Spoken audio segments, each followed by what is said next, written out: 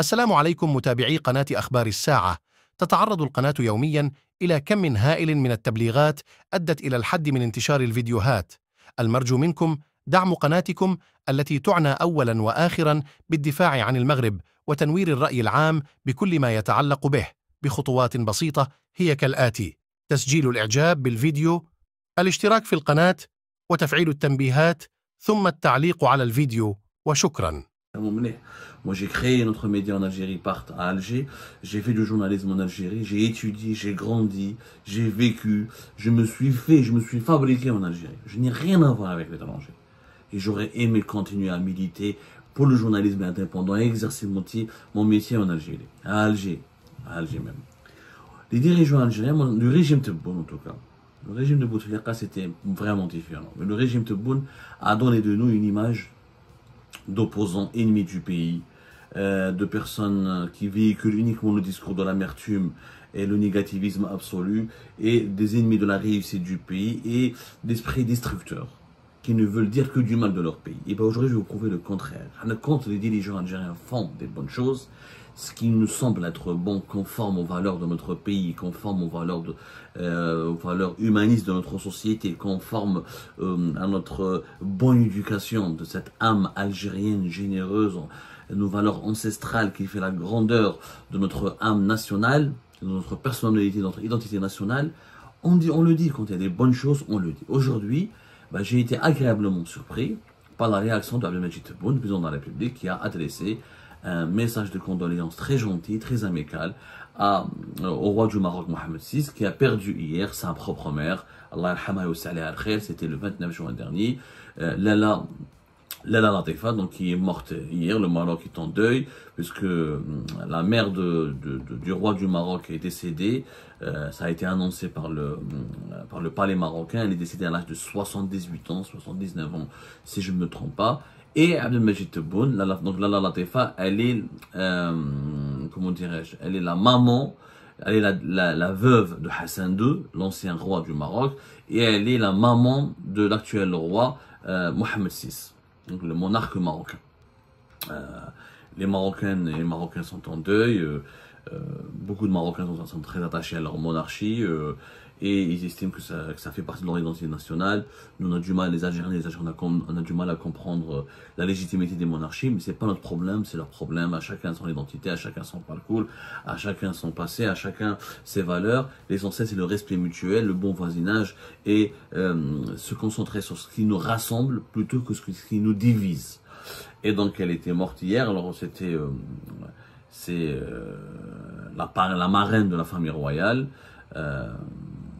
La veuve du défunt, elle était mariée depuis 1961, quand même, avec le roi Hassan II, si je ne me trompe pas. Donc elle a marqué la vie politique, la vie tout court, et la vie sociale du Maroc. Elle était donc, que sorte la princesse de consort là, du Maroc, l'équivalent de la reine du Maroc, du 9 novembre 1961 au 23 juillet 1999. C'est pratiquement 37 ans de règne à côté de son défunt mari Hassan II. Voilà, elle est décédée. C'est une personne qui est très discrète, on parle très peu d'elle. Parce qu'elle s'est effacée avec l'arrivée au pouvoir de son fils Mohamed VI. Et son décès donc a provoqué un deuil national au Maroc, surtout le deuil de la famille royale marocaine. Alors, Abdelmadjid Tebboune a adressé un message de condoléances en dépit de l'absence de relations diplomatiques. En ce moment, les deux pays sont ennemis. Et l'Algérie a rompu toutes les relations diplomatiques avec le Maroc depuis août 2021. Depuis septembre 2021, l'espace aérien algérien est fermé au Maroc. Et vous avez assisté certainement à malheureux événements qui ont eu lieu entre l'Algérie et le Maroc durant ces 3 dernières années. Une campagne médiatique virulente, des graves attaques, des menaces, des démonstrations militaires, des exercices militaires, des discours très dangereux, des discours belliqueux, une volonté même d'en découdre avec le Maroc. Il y a eu donc un discours anti-marocain très puissant en Algérie depuis l'époque du régime Tebboune, ça n'a rien à voir avec le régime de Bouteflika. Il y avait un discours anti-marocain qui n'était pas aussi brutal, aussi belliqueux, aussi musclé. On n'a jamais frôlé on n'a jamais eu la rupture de relations diplomatiques à l'époque du régime de Bouteflika, pour qu'on le sache très bien. Alors qu'au Maroc, il y a un discours anti-algérien, certes, mais qui reste dans des proportions limitées. C'est-à-dire il n'y a pas, les médias algériens à l'époque du régime Tebboune sont régulièrement, quotidiennement mobilisés pour attaquer le Maroc. Le Maroc, c'est à cause de lui, c'est les incendies de forêt en Kabylie, c'est à cause de lui que les opposants algériens parlent et s'expriment et veulent le changement démocratique. C'est les mouvements séparatistes, c'est à cause du Maroc. C'est à cause du Maroc que des Israéliens et des Émiratis que la sécurité nationale d'Algérie est menacée. Enfin, on a responsabilisé le Maroc de tout et de n'importe quoi et le Maroc est devenu une obsession des dirigeants algériens. Une obsession excessive. Il y a des divergences, il y a des différences, il y a des reproches légitimes qu'on peut faire au Maroc, bien sûr. Il y a des malentendus qui doivent être résolus, il y a des sujets de crise. Mais voilà, ce n'est pas l'ennemi absolu, ce n'est pas réellement le diable méchant qui peut menacer l'Algérie dans son existence. C'est pour résumer un petit peu la différence. Il faut apporter un peu de nuance. Mais malgré l'hostilité apparente et affichée de l'Algérie à l'égard du Maroc, et même du côté du Maroc à l'égard de l'Algérie, sauf qu'encore une fois au Maroc, le discours anti-algérien avait des proportions relatives.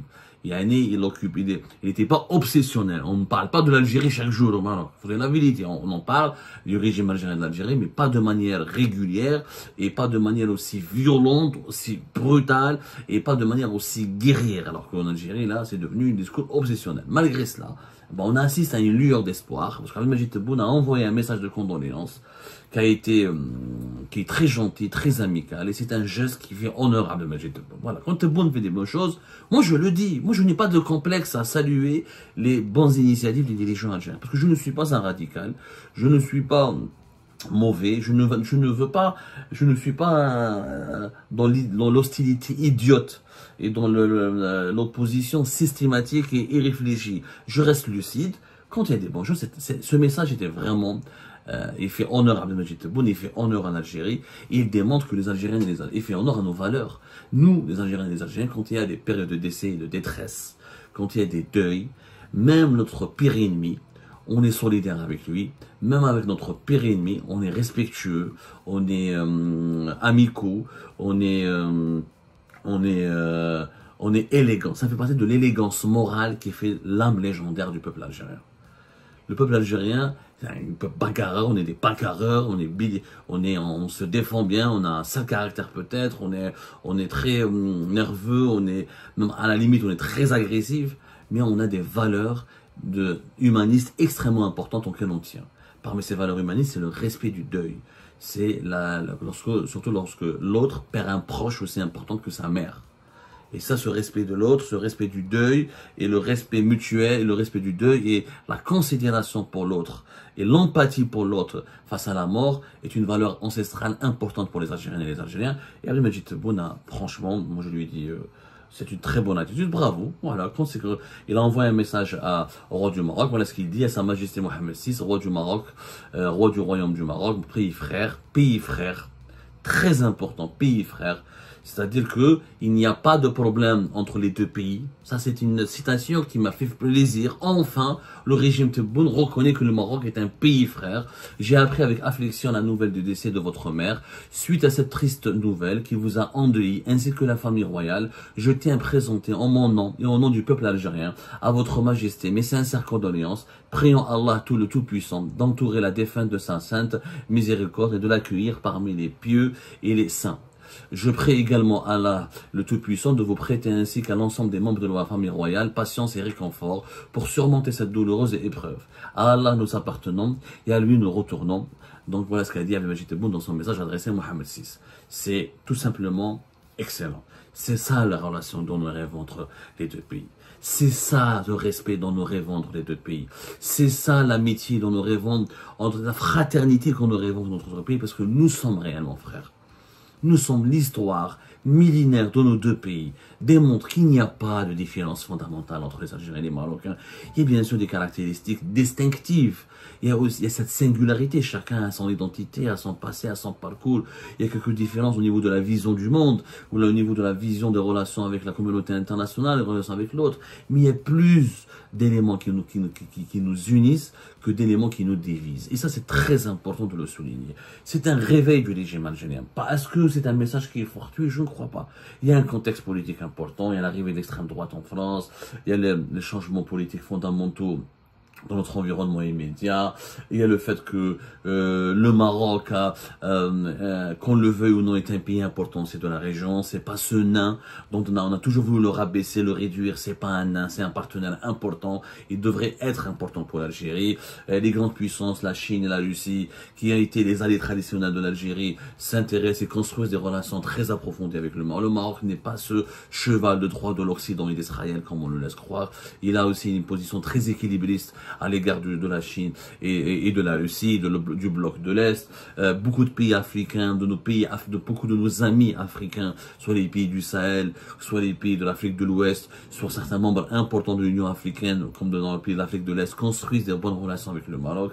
Il est de l'intérêt de l'Algérie d'avoir une excellente relation avec son voisin. On ne peut pas garantir un développement quelconque à notre pays, aucune sécurité quelconque à notre pays si on n'a pas de relations de bon voisinage.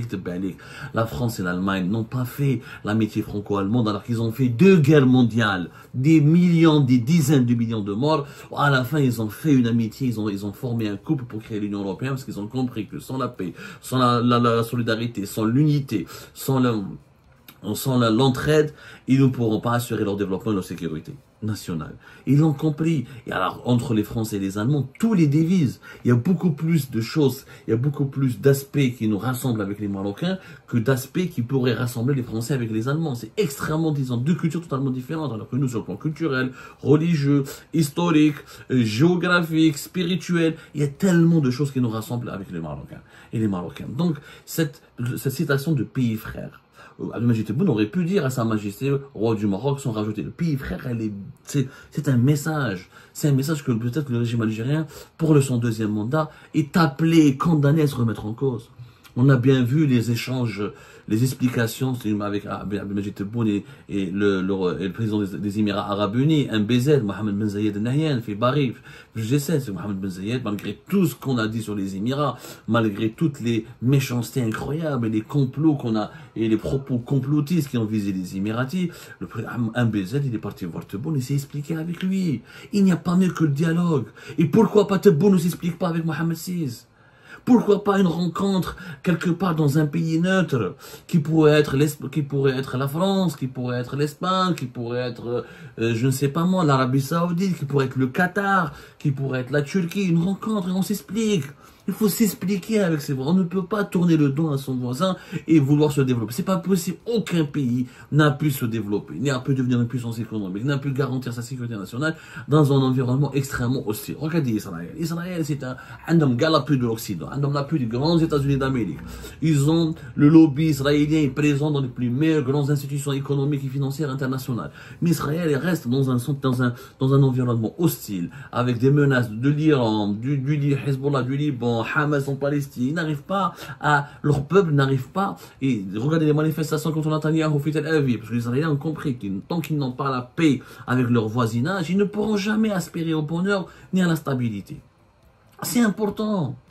Sortons les papiers, sortons les dossiers, mettez-les sur la table, ou traitons avec les Marocains. Je ne dis pas que les Marocains sont tout miel de sucre. Comme nous les Algériens, on n'est pas tout miel de sucre. Et en politique, il n'y a pas, il faut sortir de cette vision, t'as les feux de l'amour, là, t'as les nounours. Il y a des intérêts, deux pays ont des intérêts, certains intérêts s'opposent, d'autres intérêts se rejoignent. Il faut axer sur ce qui nous rassemble plus que ce qui nous divise. Il faut parler de ce qui nous divise avec la mentalité, la disposition de trouver un compromis. Un compromis. Ce message d'Abdelmajid Tebboune, pour moi, devrait être un préalable, un bon début pour essayer. Il faut rétablir les relations diplomatiques entre l'Algérie et le Maroc. C'est une question de temps. Abdelmajid Tebboune ne peut pas rester longtemps avec son deuxième mandat avec des relations totalement fermées, hostiles, ou là avec une rupture encore totale avec le Maroc. C'est pas possible.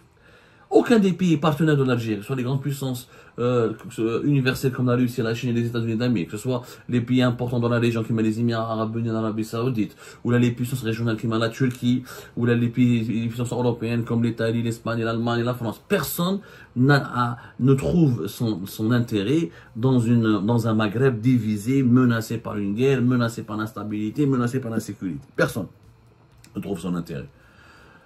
Donc, c'est bien de se remettre en cause. Je pense que ce geste, il est louable. Encore une fois, il est à encourager. C'est pour vous dire quand les dirigeants algériens font des bonnes choses, quand ils se comportent bien, on le dit, on le précise, et on le souligne, et on l'encourage. Voilà. J'espère que cette citation d'un pays frère, si tu es un pays frère, tu ne peux pas rompre les relations avec lui. Les pays frères, et toi tu as rompu les relations. Remets les relations diplomatiques.